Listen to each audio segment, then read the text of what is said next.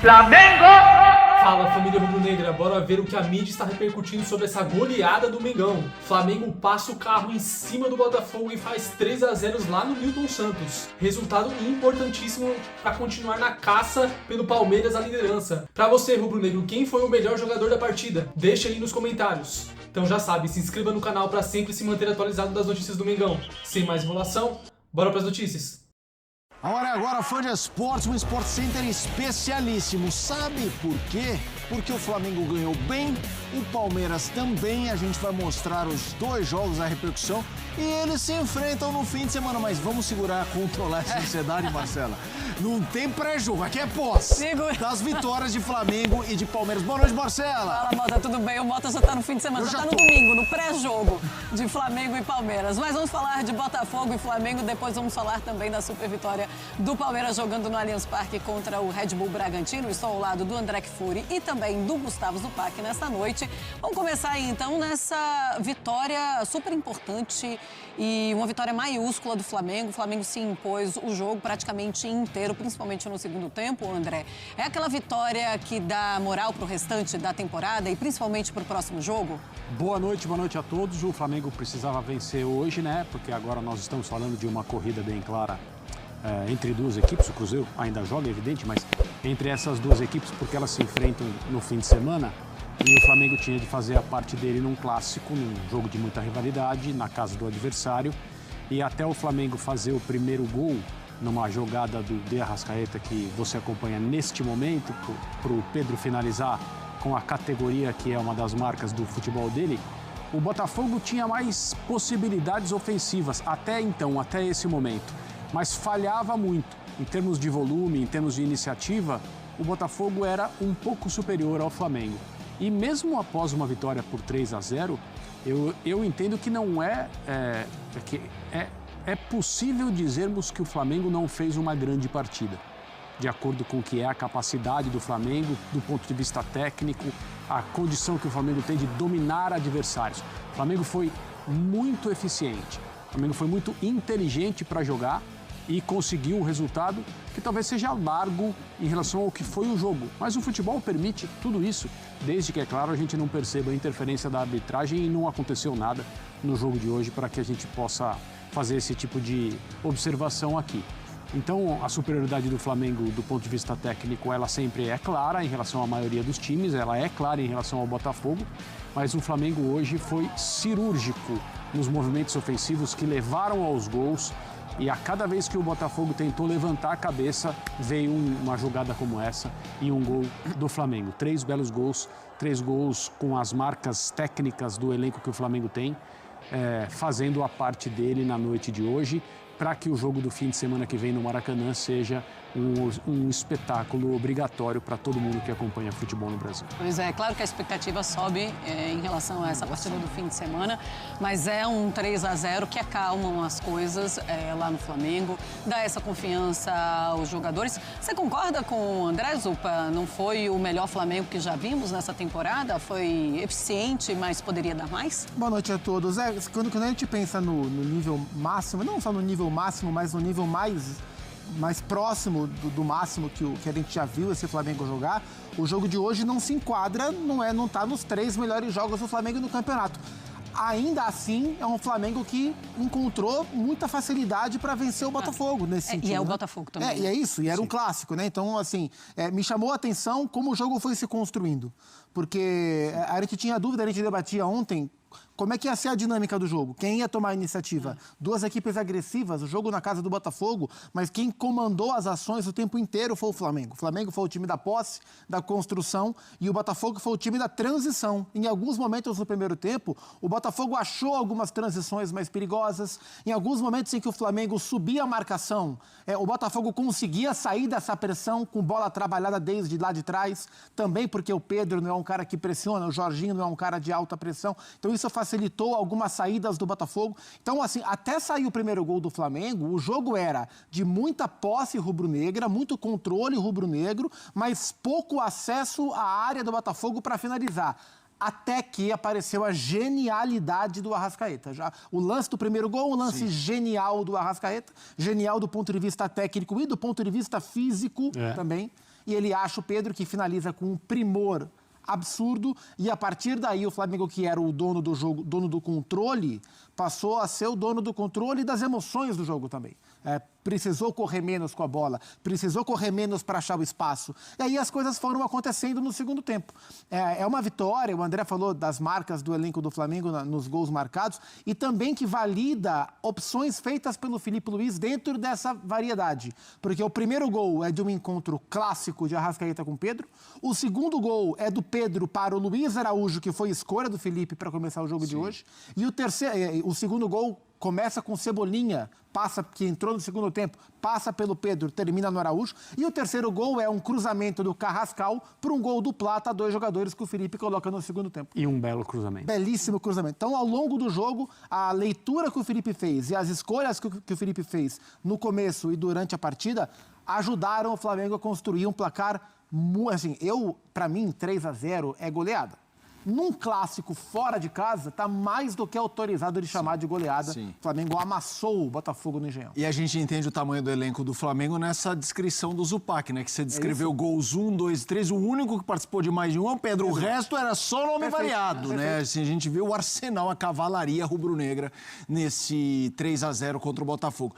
A gente já vai ouvir técnicos deste jogo Flamengo-Botafogo. Tem também a repercussão de Palmeiras e Red Bull Bragantino. Mas, André, antes da gente ir nas individualidades e tal, a Marcela perguntou para o Zupac essa coisa de controlar o ambiente, que é verdade, né? Parece maluco, mas a última derrota lá para o Bahia, o último jogo, teve Moro pichado e tal.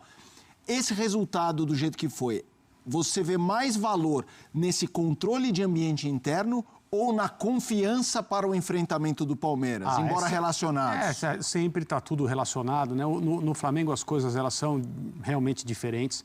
Existe, às vezes, internamente um ambiente difícil de administrar. Os treinadores que passaram por ali sempre comentaram a respeito disso. No caso do Filipe Luís, que foi jogador, conhece a casa, foi técnico da base, assumiu o clube, já ganhou título, vem trazendo o Flamengo com possibilidade de ganhar o Campeonato Brasileiro, ganhar a Libertadores, mas agora persegue o líder do campeonato. Uma vitória como essa, pelo que ela representa na questão da rivalidade, ter sido fora de casa e na rodada anterior a um jogo que pode não decidir o campeonato matematicamente, mas é uma coisa assim diferente das outras, né? Essa visita do Palmeiras ao Maracanã, ainda mais com o Palmeiras no momento, né, na posição de líder do Campeonato Brasileiro, é um jogo daqueles que a gente circula e as duas equipes também circulam no sentido de preciso chegar a ele da melhor forma possível. Muitas coisas você planeja e não consegue executar, outras não dá para você planejar porque você tem rodadas, né? A rodada de hoje, se o Palmeiras em casa não levasse o Bragantino com a maior seriedade, talvez não fizesse o resultado que fez, que também o empolga. Daqui a pouco a gente vai poder falar sobre isso. O segundo tempo do Palmeiras hoje contra o Red Bull Bragantino foi um negócio fora do normal em relação ao que é o potencial que a gente viu até agora no Palmeiras e a noção que todo mundo tem que o Palmeiras está de fato se acertando. E o segundo tempo de hoje comprova isso com muita sobra.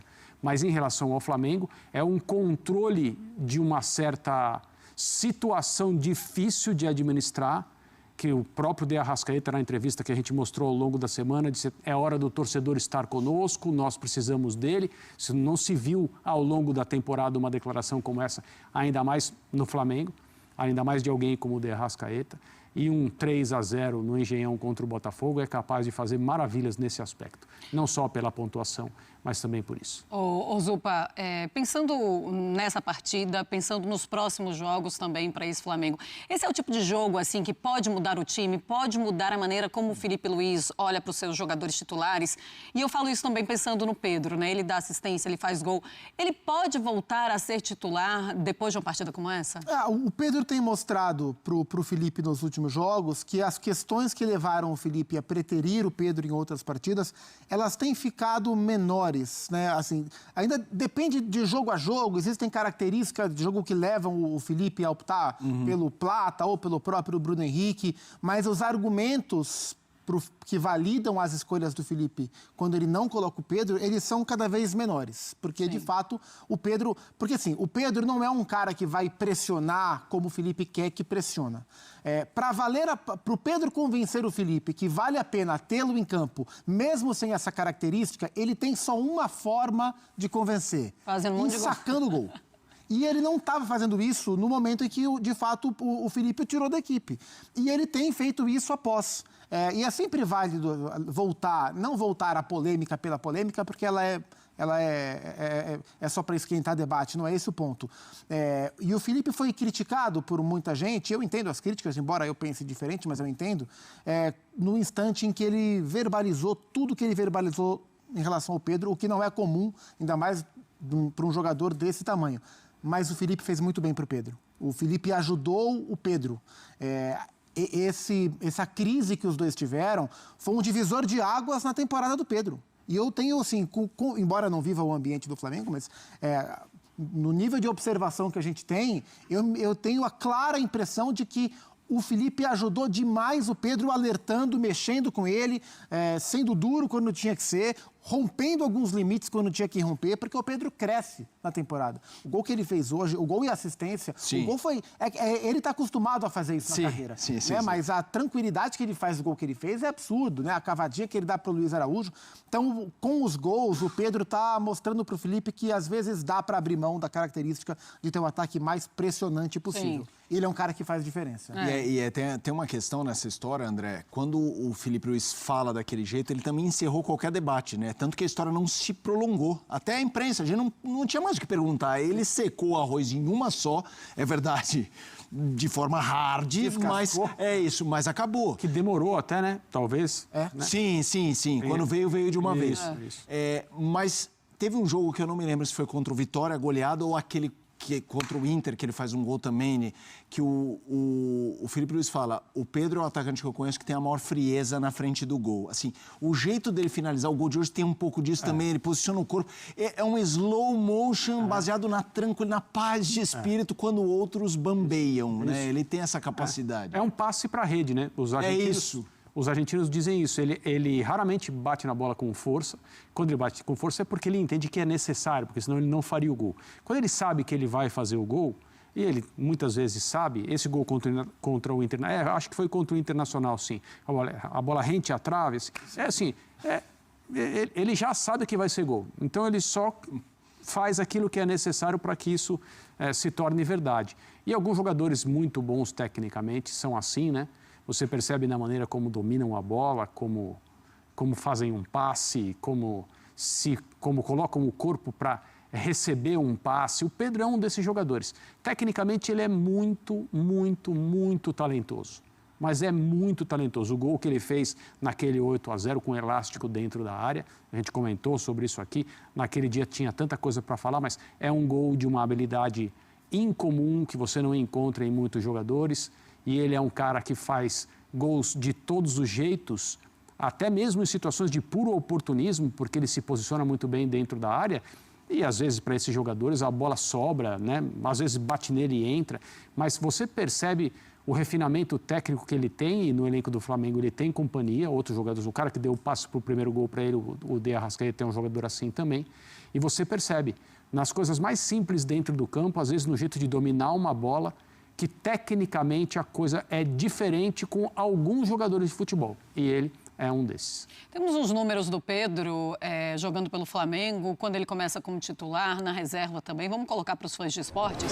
Porque é aquela frieza dos números, mas também não deixa de ser argumento para o Felipe Luiz colocá-lo como titular ou ele voltar a ser titular. Olha o Flamengo com o Pedro como titular e saindo do banco de reservas, tá? Disso depois do Mundial. De titular, 13 jogos com 9 vitórias, um empate e 3 derrotas, um aproveitamento de 71,8%, com 7 gols do Pedro. Ele saindo do banco, são 5 jogos com 3 vitórias e 2 empates, não tem derrota, o aproveitamento um pouquinho melhor, né, de 73,3%, mas ele faz muito menos gols, 2. Eu fico pensando aqui, qual vai ser a estratégia do Felipe para domingo? do ponto de vista tático e também entender o momento. Assim, acho que neste momento eu não tiraria o Pedro do time, né? E acho que o Felipe mesmo jogando contra o Palmeiras com o Flaco, com o Vitor Roque. Exatamente pelo que o Flamengo tem que fazer no jogo. O Flamengo tem que tomar a iniciativa do jogo, o Flamengo tem que buscar vencer esse jogo de qualquer forma, o Flamengo tem que ir para cima e a tendência é que ele vá para cima.